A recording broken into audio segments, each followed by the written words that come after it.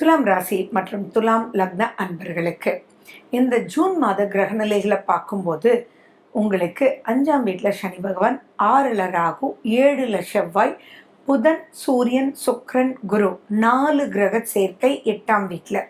அடுத்தது 12ஆம் தேதி சுக்கிரன் வந்து மிதுனத்துக்கு மாறிடுறார், 14 புதனும் மாறிடுறார், 15 சூரியனும் மாறிடுறார். அப்போ அது எல்லாமே 9ஆம் வீடு. அண்ட் 10ஆம் வீட்டுக்கு புதன் வந்து மாறிடுறார் இந்த மாத கடைசியில், 12ல் கேது. சரி, இந்த கிரகநிலைகளை பார்க்கும்போது ஃபஸ்ட்டு உங்களுக்கு தோன்றது என்ன அப்படின்னா, உங்களுடைய ராசிநாதன் 8ல் போய் 4 கிரக கூட்டு அமைப்போடு இருக்காரே, அது மிகப்பெரிய பிரச்சனை ஆயிடுமா அப்படின்னு. 8ஆம் வீட்டில் கிரகங்கள் இந்த மாதிரி இருந்தால் நீங்கள் பயப்படுறது நியாயமே. ஆனால் கொஞ்சம் கூட கவலைப்பட வேண்டாம். ஏன்னா அங்கே குருவும் சேர்ந்திருக்கார். உங்களுடைய 2ஆம் வீட்டை குரு பகவான் பார்த்துட்டு இருக்கார். அண்ட் உங்களுடைய ராசிநாதனும் அங்கே இருக்கார். புதன் உங்களுக்கு 12ஆம் தேதி 14ஆம் தேதி மிதுனத்துக்கு மாறிடுறார். இந்த அமைப்பில் என்ன நீங்கள் புரிஞ்சுக்கணும் அப்படின்னா, உங்களுடைய வாக்கு சாதுரியத்தினால், உங்களுடைய பேச்சு திறமையினால் எப்படிப்பட்ட விஷயத்தையும் கரெக்டாக எல்லாரும் புரிஞ்சுக்குவாங்க அப்படின்றது மிகப்பெரிய யோகத்தை கொடுக்கும். எந்த பிரச்சனையாக இருந்தாலும் இப்போ அது வெளியில் வந்து அது தீர்ந்து நிம்மதியான ஒரு வழிக்கு எடுத்து செல்லக்கூடிய ஒரு மிக அற்புதமான ஒரு மாதம் தான் இந்த ஜூன் மாதம். ஏன்னா 2ஆம் வீட்டை குரு பகவான் பார்த்துட்டே இருக்கார். அப்போ தினம் வாக்கு, குடும்பம், பணம், சந்தோஷம் எல்லாமே நல்லா இருக்கும். அதே மாதிரி உங்களுக்கு 2ஆம் வீட்டை தான் 4 கிரக சேர்க்கையினுடைய பார்வை இருக்கு. அப்படி இருக்கும்போது அங்கே வாக்கு சாதுரியம், எதை எப்போ எப்படி யார்கிட்ட எப்படி பேசணும் அப்படின்றத புரிஞ்சு செயல்பட்டு நிறைய விஷயங்கள் நெக்ஸ்ட் லெவல் ஆஃப் லைஃப்பை ஸ்மூத்தாக எடுத்துகிட்டு போகிறதுக்கு இந்த ஜூன் மாதம் ரொம்ப ரொம்ப ரொம்ப நல்லாயிருக்கும்.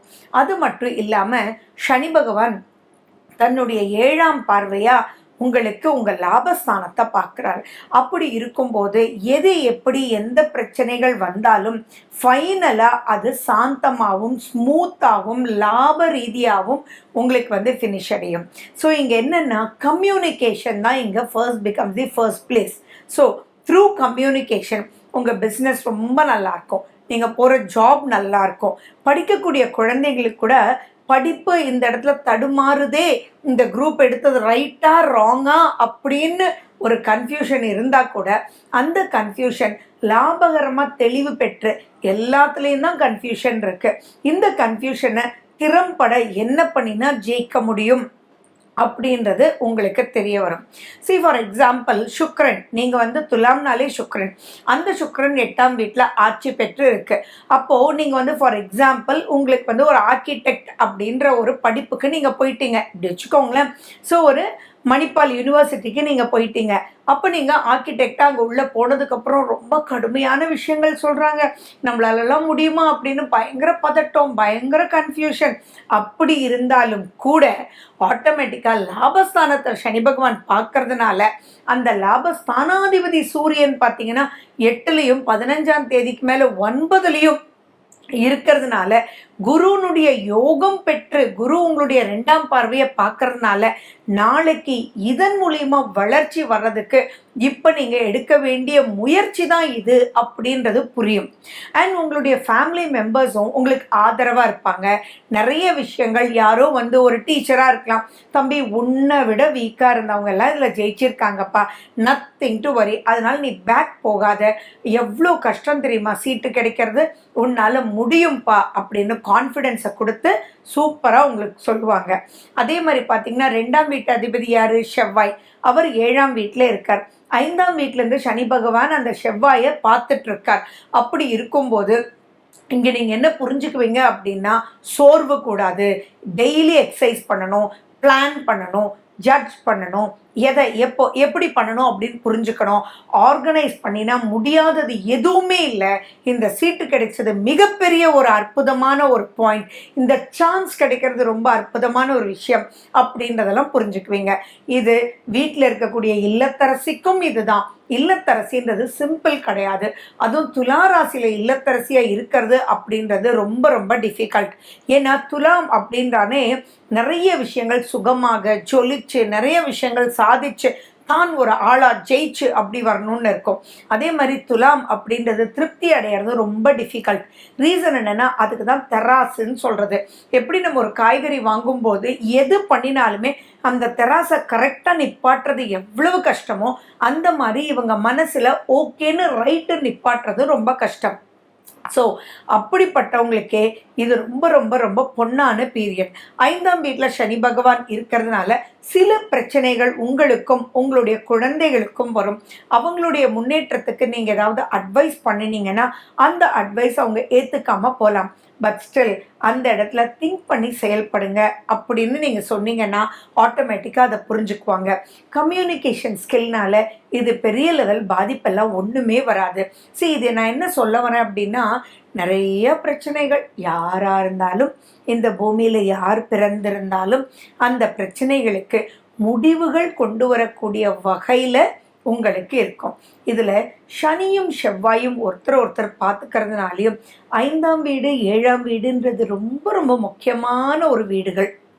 அந்த இடத்துல சனி செவ்வாய் சேர்க்கை இருக்கிறதுனால, அதாவது உங்களுக்கு ஈக்குவலண்ட்டாக, அதான் நான் வாட் இஸ் ஈக்குவலண்ட்டுன்னு நான் சொல்கிறேன். Nobody is unequal to anybody. ஆனால் ஃபார் எக்ஸாம்பிள், இப்போ நீங்கள் வந்து ஆர்கிடெக்டாக ஜாயின் பண்ணியிருக்கீங்க. இப்போ ஜென்ரலாக ஒரு விஷுவல் கம்யூனிகேஷன் எடுத்திருக்கார். அவருக்கு பிடிச்சி எடுத்தாரா பிடிக்காம எடுத்தாரா, ஆனால் ரொம்ப ஜாலியாக நிறைய விஷயங்கள் அவங்க பண்ணி ஜெயிக்கணும். நீங்கள் ரொம்ப கடுமையாக பண்ணி ஜெயிக்கணும். அப்படி இருக்கும்போது அந்த இடத்துல போடா நீ இப்போ ஏன்டா இதை எடுத்த அப்படின்னு சொல்லி உங்களுக்கு வேற மாதிரி போகக்கூடிய வாய்ப்புகள் இருக்கு.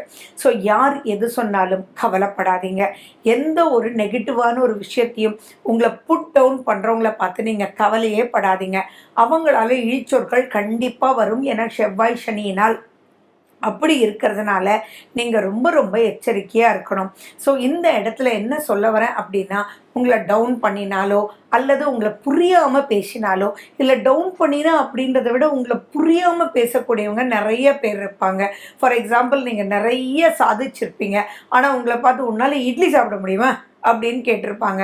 அவங்களுக்கு ஓகே, சரிப்பா நீ அந்த லெவலில் கேட்குற, ஆமான் தானே, சரி ஓகே, ஆமாப்பா தப்பு தான்ப்பா, என்னால் முடியாது தான்ப்பா வீட்டில் இருந்து இட்லியை சாப்பிட்றதுக்கு, நான் பிஸி தான்ப்பா, அதனால என்னுடைய பிஸி ஷெட்யூலில் நிறைய விஷயங்கள் பிடிக்காததை சாப்பிட்டுட்டு இருக்கிறேன்ப்பா, பரவாயில்லப்பா அப்படின்னு எடுத்துக்கோங்க.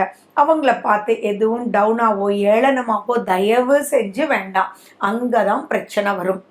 யாரையுமே இலக்கு நாட்டமாவோ அல்லது குறைவாவோ மதிப்பிடாமல் அவங்களுக்கு தெரிஞ்சது அதுதான் அப்படின்றத மட்டும் புரிஞ்சுக்கிட்டு ஒரு நல்ல ஒரு ஸ்மைலி கொடுத்துட்டு உங்களுக்கு இப்போ என்ன வேணும் அப்படின்னு கேட்டுட்டு சந்தோஷமாக மனசாரையும் சரி உடலாலும் சரி கண்களாலும் சரி எந்த ஒரு டவுன் பார்வையும் இல்லாமல் நீங்கள் தோள் தட்டி ராஜ நட போட்டு நீங்கள் ப்ரொசீட் பண்ணணும். இதில் சந்திரன் 8ஆம் வீட்டில் வரும்போது உங்களுக்கு சந்திராஷ்டமம். அந்த சந்திரன் அங்கே வரும்போது உங்களுக்கு வந்து 4 கிரக அமைப்புகள் அங்கே இருக்கும்.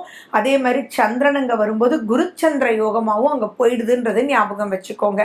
அண்ட் அந்த குருச்சந்திர யோகம் இருக்கிறதுனால இவ்வளோ விஷயங்கள் இருந்தாலும் சந்திராஷ்டமத்தன்னைக்கு பெருசாக நீங்கள் பயப்பட வேண்டிய அவசியங்கள் இல்லை. ஏன்னா குரு அங்கே சேர்றதுனால எப்படிப்பட்ட சிக்கல்கள் எப்படி வந்தாலும் இப்போ குருனுடைய கை கொடுத்தல் அப்படின்றது இருப்பதுனால அவருடைய பார்வை பலம் இருக்கிறதுனால ஃபைனலாக உங்களுக்கு வெற்றியே. இங்கே நீங்கள் பண்ண வேண்டியது எதுவுமே ரொம்ப மனசுக்கு எடுத்துகிட்டு போகாதீங்க. எல்லா விஷயத்தையும் ஜட்ஜ் பண்ணிகிட்டே இருக்காதீங்க. யாருனாலையும் பேலன்ஸ் பண்ணி லைஃப்பை லீட் பண்ண முடியாது. அதனால just go in your style, prove yourself, live happy அப்படின்ற ஒரு தாரக மந்திரத்தை வச்சுட்டு நீங்கள் ப்ரொசீட் பண்ணிங்கன்னா ரொம்ப ரொம்ப ரொம்ப நல்லாயிருக்கும். இப்போது இந்த ஸ்க்ரீனில் வர்ற காலகட்டம் தான் உங்களுடைய சந்திராஷ்டமம். இப்போ நடக்கிற திசாபுத்தி என்னன்னு பாருங்க. அப்போ சனி சம்பந்தமான திசாபுத்திகள் ஏதாவது இருக்கா, கூடாத கிரகத்தினுடைய அமைப்புகள் இப்போ திசாபுத்தியாக இருக்கா அப்படின்னா டபுள் ட்ரிபிள் காஷனாக இருங்க சந்திராஷ்டமத்தன்னைக்கு. இப்படி இல்லைன்னா முக்கியமான விஷயங்களை தவிர்த்துட்டு மற்ற விஷயத்தெல்லாம் ஜஸ்ட் ப்ரொசீட் பண்ணுங்க. நீங்கள் ஸ்ரீரங்கநாதரை ரங்கநாதருக்கு உண்டான ஸ்லோகங்கள் கேட்க கேட்க துளசி தீர்த்தம் குடிக்க குடிக்க ஆட்டோமேட்டிக்காக இந்த மந்தில் நிறைய நிறைய நிறைய சாதிச்சு நெக்ஸ்ட் ஸ்டேஜ் ஆஃப் லைஃப்க்கு நீங்கள் போக போகிறீங்க. ஓகே, ஜூன் மாதத்தினுடைய விசேஷ நாட்களை பற்றி தான் நம்ம பார்க்க போகிறோம். ஜூன் 2, ஜூன் 18 ஏகாதசி, ஜூன் 3 வாஸ்து நாள். காலையில் 9:05 10:35 வரைக்கும் வாஸ்து நேரம். 4ஆம் தேதியும் 19ஆம் தேதியும் பிரதோஷம். 5ஆம் தேதி கார்த்திகை விரதம்.